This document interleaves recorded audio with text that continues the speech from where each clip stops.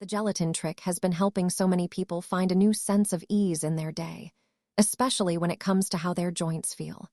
You know, that feeling of moving a little lighter, with more flexibility and less of that daily stiffness.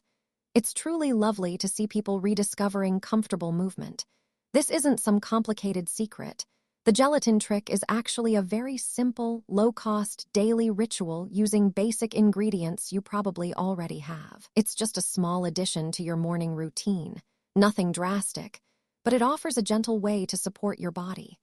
Many people who try the gelatin trick describe feeling a noticeable improvement in their joint comfort and mobility.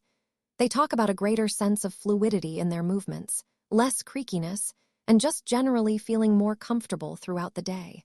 It's about nourishing your body from within, consistently, to help you feel more balanced and active. If you're curious about exactly how to do the gelatin trick and make it part of your routine, the full step-by-step guide is linked in the description below.